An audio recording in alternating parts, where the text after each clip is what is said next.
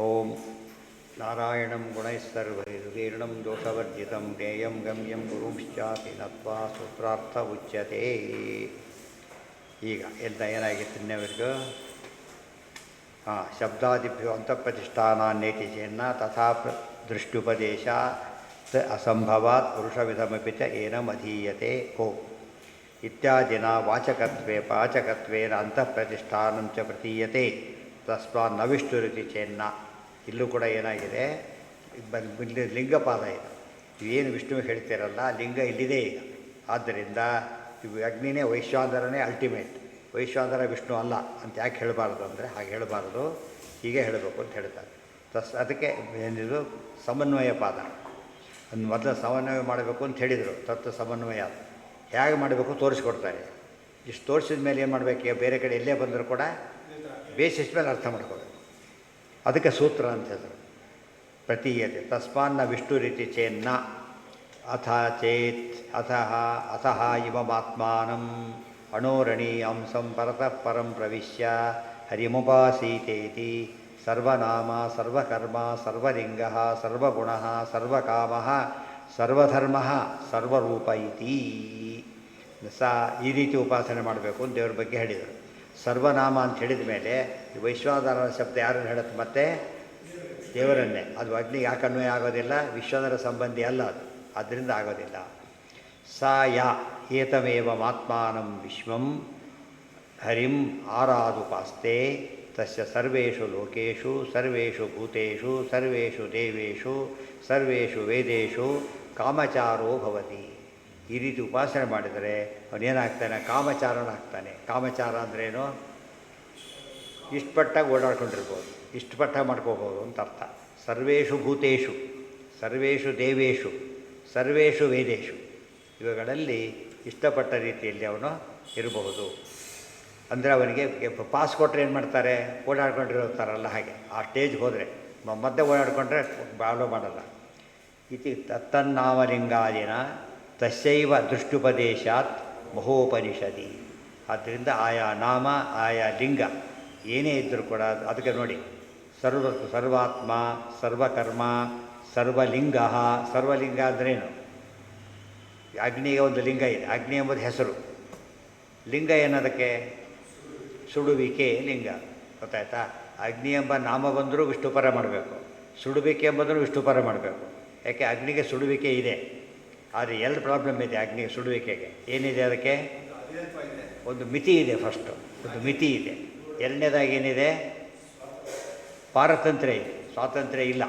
So ದೇವರಿಗೆ ಎರಡೂ ಇರುತ್ತೆ. ಅಬ್ಸಲ್ಯೂಟ್ ಸೆನ್ಸಲ್ಲಿ ಇದು ತೊಳಗೆ ಬರೋದಿಲ್ಲ ಅಂತ ಅರ್ಥ. ಅಗ್ನಿ ಸುಡುವಿಕೆ ಉದಾಹರಣೆಗೆ, ಅಗ್ನಿ ಎಲ್ಲ ಸುಳ್ಳಕ್ಕಾಗಲ್ಲ. ಗೊತ್ತಾಯ್ತಾ? ಕಬ್ಬಣ ಕೆಂಪು ಮಾಡುತ್ತೆ. ಕಲ್ಲಿದ್ರೆ ಕಲ್ಲು ಕಲ್ಲು ಕೆಂಪು ಕೂಡ ಆಗೋದಿಲ್ಲ. ಬಿಸಿ ಆಗ್ಬೋದು ಅಷ್ಟೇ, ಬಟ್ ಬೂದಿ ಆಗೋದಿಲ್ಲ. ಅದು ಬೂದಿ ಆಗ್ಲಿಕ್ಕೆ ಸಾಧ್ಯ ಇಲ್ಲ. ಕೆಲವೊಂದು ಬೂದಿ ಮಾಡೋದು, ಸೌದನ್ನು ಸುಟ್ಟಾಕಿಬಿಡೋದು. ಕೆಲವೊಂದು ಏನೂ ಮಾಡೋಕ್ಕೆ ಬರೋದಿಲ್ಲ. ಆದರೆ ದೇವ್ರು ಮಾತ್ರ ಏನು ಮಾಡ್ತಾನೆ, ಏನನ್ನು ಬೇಕಾದ್ರೂ ಸುಡ್ತಾನೆ, ಎಷ್ಟು ಸರ್ತಿ ಬೇಕಾದ್ರೂ ಸುಡ್ತಾನೆ, ಹೇಗೆ ಬೇಕಾದ್ರೂ ಸುಡ್ತಾನೆ. ಆದರೆ ಅಷ್ಟು ಶಕ್ತಿ ಅಗ್ನಿಗಿಲ್ಲ.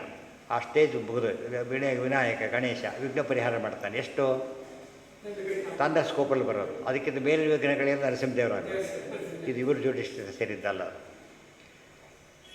ಅದಕ್ಕೆ ಲಿಂಗನೂ ಕೂಡ ದೇವರಧೀನ, ದೇವರಲ್ಲಿ ಜಾಸ್ತಿ ಇದೆ, ನಾಮನೂ ಇದೆ. ಆದ್ದರಿಂದ ಕನ್ಫ್ಯೂಷನ್ ಇಲ್ಲ. ಸೊ ಸಮನ್ವಯಕ್ಕೆ ಮಾರ್ಗ ತೋರಿಸಿದ್ರೆ ಈಗ ಹೆಸರನ್ನೇ ಹೇಗೆ ದೇವ್ರ ಪರ ಮಾಡಬೇಕು ಮತ್ತು ಲಿಂಗನ ಹೇಗೆ ದೇವ್ರ ಪರ ಮಾಡಬೇಕು ಅಂತ ತೋರಿಸ್ತಾರೆ.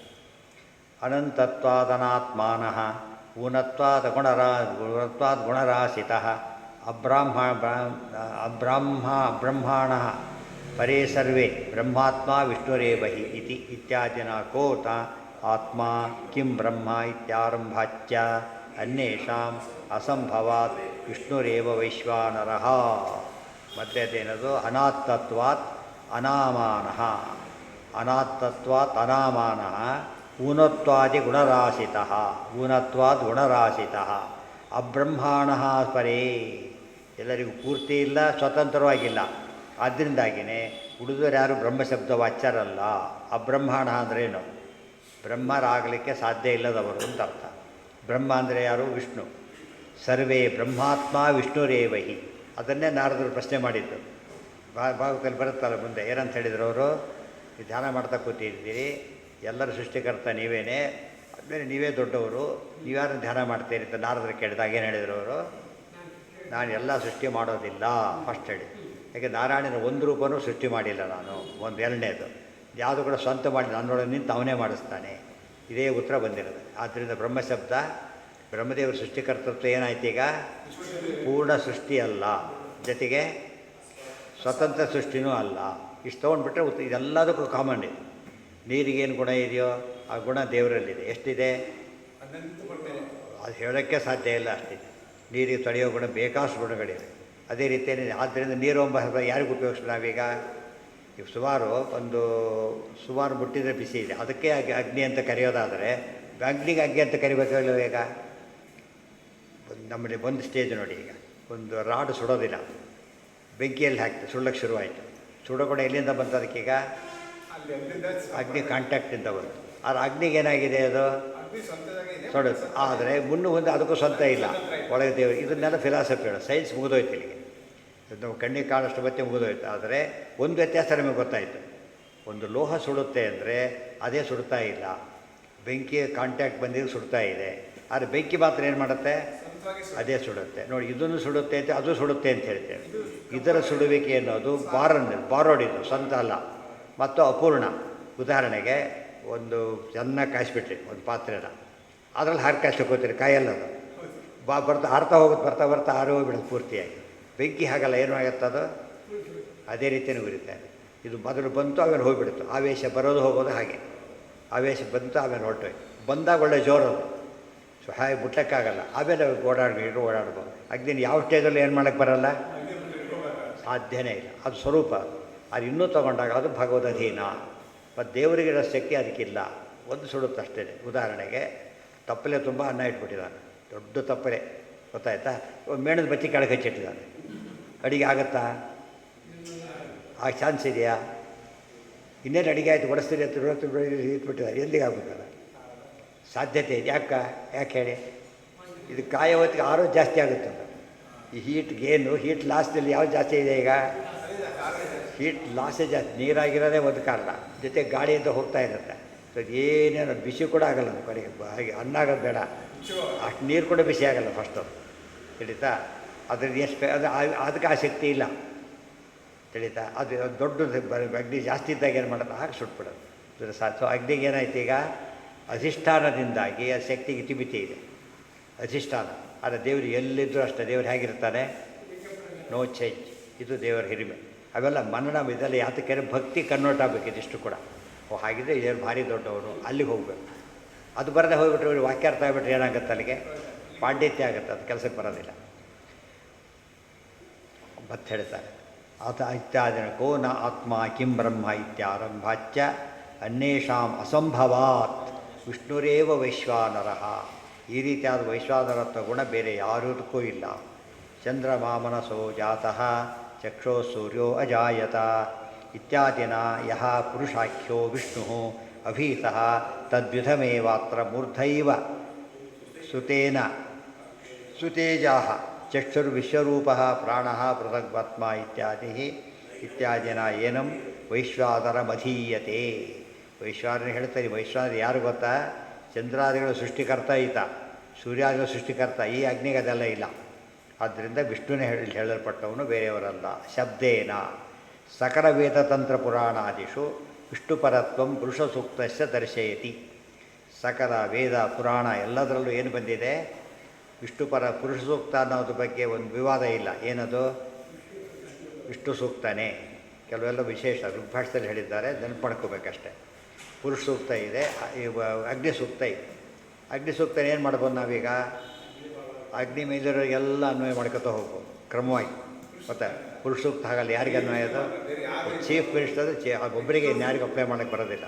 ಮಿನಿಸ್ಟ್ರಿ ಬೇರೆ, ಎಷ್ಟೋ ಜನ ಇರ್ಬೋದು ಅದರಲ್ಲಿ. ಆದರೆ ಮಿನಿಸ್ಟರ್, ಚೀಫ್ ಮಿನಿಸ್ಟರ್ ಅನ್ನೋ ಪದ ಯಾರಿಗೆ ಉಪಯೋಗಿಸ್ತೀವಿ? ಒಬ್ಬರಿಗೆ ಮಾತ್ರ. ಅದೇ ರೀತಿಯೇ ಪುರುಷ ಅನ್ನೋ ಪದ ಯಾರಿಗೆ ಉಪಯೋಗಿಸ್ಬೇಕು? ದೇವರಿಗೆ ಮಾತ್ರ. ಪುರುಷನ ಲಕ್ಷ್ಮೀಪರ ಅರ್ಥ ಮಾಡಬಾರ್ದು, ವಾಯುಪರ ಅರ್ಥ ಮಾಡಬಾರ್ದು. ಪುರುಷ ಅಂಥೇಳಿ ಗಂಡಸು ಆದಾಗ ಯಾವ ಗಂಡಸಿಗೆ ಅರ್ಥ ಹಾಗೆಲ್ಲ ಮಾಡೋಕ್ಕೆ ಬರೋದಿಲ್ಲ. ಪುರುಷ ಅಂದರೆ ಪೂರ್ಣ ಪುರುಷ ಪರಮಾತ್ಮ ಒಬ್ಬನೇನೆ. ಆದರೆ ಪುರುಷ ಅಗ್ನಿ ಸೂಕ್ತ ಪುರುಷ ಪರ ಮಾಡ್ಬೋದು. ಕೆಡಿ ಯಾವ ಸೂಕ್ತ ಕೊಟ್ಟರು ವಿಷ್ಣು ಪರ ಮಾಡೋಕ್ಕೆ ಬರುತ್ತೆ.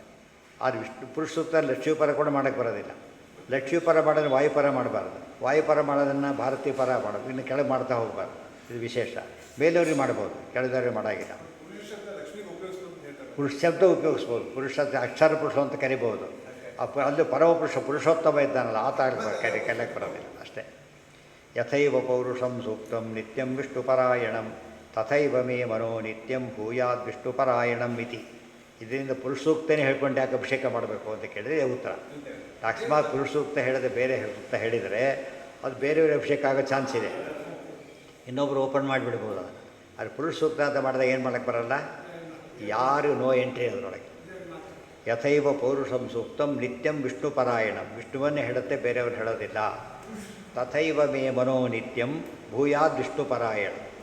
ಅದು ಪ್ರಾರ್ಥನೆ ಏನು ಗೊತ್ತಾ, ಇದು ಪುರುಷ ಸೂಕ್ತ ಹೇಗೆ ವಿಷ್ಣುವನ್ನು ಬಿಟ್ಟು ಬೇರೆಯವ್ರ ಪರ ಆಗಲಿಕ್ಕೆ ಸಾಧ್ಯವೋ ಇಲ್ಲೋ ಹಾಗೆ ನನ್ನ ಮನಸ್ಸು ಯಾವಾಗಲೂ ಕೂಡ ಹೇಗಿರಬೇಕು, ವಿಷ್ಣು ಪರನೇ ಇರಬೇಕೆ ಹೊರತು ಎಲ್ಲಿ ಹೋಗಬಾರ್ದು, ಬೇರೆ ಕಡೆ ಹೋಗಬಾರ್ದು. ಧ್ಯಾನ ಹೀಗೆ ಮಾಡಬೇಕು ಅಂತ ಅರ್ಥ. ಏಕಾಗ್ರತೆ ಹೀಗಿರಬೇಕು. ಆಚಾರ್ಯ ಪುರುಷ ಸೂಕ್ತ ಪ್ರತ್ಯೇಕ ಬರೆದಿಲ್ಲ, ಅಲ್ಲಲ್ಲಿ ಬಂದ ಬರೆದು ಬಿಡ್ತಾರೆ. ಅದನ್ನೆಲ್ಲ ಸೇರಿಸಿ ವ್ಯಾಖ್ಯಾನ ಮಾಡಿದ್ದಾರೆ, ತುಂಬ ಜ್ಞಾನಿಗಳೆಲ್ಲ ಮಾಡಿದ್ದಾರೆ, ಗೊತ್ತಾಯ್ತಾ. ಸೊ ದೃಷ್ಟಾಂತ ಕೊಡಬೇಕಾದ್ರೆ ಪುರುಷ ಸೂಕ್ತದ ಮಹಿಮೆ ಹೇಳಿದ್ದಾರೆ. ಇದನ್ನೆಲ್ಲ ವಾದಿರಾಜ ಸ್ವಾಮಿ ಪುರುಷ ಸೂಕ್ತ ವ್ಯಾಖ್ಯಾನ ಬರೀಬೇಕಾದ್ರೆ ಎಲ್ಲ ಶ್ಲೋಕ ಸೇರಿಸಿಬಿಟ್ಟು ಮಹಿಮೆ ಆಚಾರ ಹೇಳಿದ್ದನ್ನು ಹೇಳಿಬಿಟ್ಟು ಮುಂದೆ ಅರ್ಥ ಹೇಳ್ತಾರೆ. ಏನೋ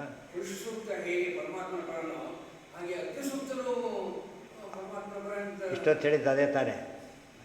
ಪುರುಷ ಸೂಕ್ತ ಪರಮಾತ್ಮ ಪರ, ಅಗ್ನಿ ಸೂಕ್ತ ಪರಮಾತ್ಮ ಪರ. ವ್ಯತ್ಯಾಸ ಏನು ಅಂದರೆ ಅಗ್ನಿ ಸೂಕ್ತ ಅಗ್ನಿಪರನೂ ಆಗುತ್ತೆ, ಪುರುಷ ಸೂಕ್ತ ಯಾರ ಪರನೂ ಆಗಲ್ಲ. ಏನಾಗಬೇಕದು ಕೇವಲ ವಿಷ್ಣು ಪರ, ವಿಷ್ಣು ಮಾತ್ರ ಬೇಕು, ಬೇರೆ ಉಪಯೋಗಿಸಲೇಬಾರ್ದು. ಯಾವ್ದು ಬೇರೆಯವ್ರ ಗುರುಗಳಿಗೆ ಯಾರು ಅಭಿಷೇಕ ಮಾಡೋಕೆ ಪುರುಷ ಸೂಕ್ತ ಹೇಳಬಾರ್ದು, ಗೊತ್ತಾಯ್ತು. ಯಾರು ಹೇಳಬೇಕಾದ್ರೆ ಆ ಗುರು ಸೂಕ್ತ ಹೇಳಬೇಕೆ ಹೊರತು ಗುರುಗಳ ಮಂತ್ರ ಹೇಳಬಾರ್ದು, ಅದನ್ನು ಹೇಳಬಾರ್ದು. ವಿಷ್ಣು ಸಾರಿಗಳ ಅಭಿಷೇಕ ಮಾಡಬೇಕಾದ್ರೆ ಮಾತ್ರ ಏನು ಮಾಡಬೇಕು, ಬೇರೆ ದೇವತೆಗಳ ಅಭಿಷೇಕ ಮಾಡೋಕೆ ಪುರುಷ ಸೂಕ್ತ ಹೇಳಿ ಅಭಿಷೇಕ ಮಾಡಬಾರ್ದು, ವಿಷ್ಣುವಿಗೆ ಮಾತ್ರ ಹೇಳ್ತಾರೆ. ಅದು ಅಭಿಷೇಕ ಒಬ್ಬನೇ ಸೂಕ್ತ, ಒಬ್ಬನೇ ಸೂಕ್ತನೂ ಅವ್ರಿಗೆ ಲಕ್ಷ್ಮೀ ಅದು ಅನುಸಂಧಾನ ಏನು ಗೊತ್ತಾ, ಅಭಿಷೇಕ ಲಕ್ಷ್ಮೀದೇವಿ ಮಾಡ್ತಿದ್ದಾರೆ ಅನುಸಂಧಾನಕ್ಕೋಸ್ಕರ, ನಿರ್ಮಾಣ ಅವರು ತೆಗಿತಿದ್ದಾರೆ ಅಂತ ಅರ್ಥ ಅಷ್ಟೇ. ಎರಡು ಪದ್ಧತಿನೂ ಇದೆ, ಪುರುಷ ಸೂಕ್ತ ಹೇಳೋ ಪದ್ಧತಿನೂ ಇದೆ, ಅಮ್ಮಣಿಸು ಹೇಳೋ ಪದ್ಧತಿ ಇದೆ. ಅನುಸಂಧಾನ ಸರಿ ಇದ್ದರೆ ಆಯಿತು. ಯಾರು ಹೇಳಿದಲ್ಲ ಪದ್ಧತಿ ಅಂತ ಹೇಳಲಿಲ್ಲ, ನಿಮ್ಮ ಅನುಸಂಧಾನ ಹಾಗಿದ್ದರೆ ಮಾಡಿ, ಇಲ್ಲೋದ್ರೆ ಇಲ್ಲ. ಬಟ್ ಹೇಳಲೇಬೇಕು ಅಂತ ವಿಧಿ ಇಲ್ಲ, ಹೇಳಬಾರ್ದು ಇಲ್ಲ. ಇದಕ್ಕೆ ಮಾತ್ರ ಹೇಳಲೇಬೇಕು, ಮಹಾಭಿಷೇಕಕ್ಕೆ ಹೇಳಲೇಬೇಕು. ಮಹಾಭಿಷೇಕ ವ್ಯತ್ಯಾಸ ತೋರಿಸ್ಬೇಕಲ್ಲ, ಮಹಾಭಿಷೇಕ ಅದಕ್ಕೂ ಅದೊಂದು ಹೇಳಿದರೆ ಮತ್ತಾಗುತ್ತೆ. ಇದು ವ್ಯತ್ಯಾಸನೇ ಎರಡು ಒಂದೇ ಆಗುತ್ತೆ. ಯಥೈವ ಪೌರುಷಂ ಸೂಕ್ತಂ ನಿತ್ಯಂ ವಿಷ್ಣುಪರಾಯಣಂ ತಥೈವ ಮೇ ಮನೋ ನಿತ್ಯಂ ಭೂಯಾದ್ ವಿಷ್ಣುಪರಾಯಣಂ. ಇದೆಲ್ಲ ಮಂತ್ರ ಹೇಳಬೇಕಿದ್ರೆ ಪುರುಷ ಸೂಕ್ತ ವಿಷ್ಣುಪರ ನಮ್ಮ ಮನಸ್ಸು ಹಾಗೇ ಇರಲಿ ಹಾಗೇ ಇರಲಿ ಅನ್ಕೋತಾ ಇದ್ರೆ ನಮಗೇನು ಗೊತ್ತಾಗುತ್ತೆ, ಈಗ ಪುರುಷ ಸೂಕ್ತ ವಿಷ್ಣುಪರ ಅಂದ್ಬಿಟ್ಟು ಗಟ್ಟಿಯಾಗಿರುತ್ತೆ ಯಾವಾಗಲೂ ಕೂಡ. ಜೊತೆಗೆ ನನ್ನ ಮನಸ್ಸು ಏಕಾಗ್ರತೆ ಹಾಗೇ ಇರಬೇಕು ಅಂತ ಆಗುತ್ತೆ. ಏಕಾಗ್ರತೆಗೆ ಒಳ್ಳೆಯ ದೃಷ್ಟಾಂತ ಇದೆ. ಏಕಾಗ್ರತೆ ಹೇಗಿರಬೇಕು ಅನ್ನೋದು ಒಳ್ಳೆಯ ದೃಷ್ಟಾಂತ. ಪುರುಷ ಸೂಕ್ತ ಇದ್ದಾಗಿರ್ಬೇಕು ನಮ್ಮ ಮನಸ್ಸು.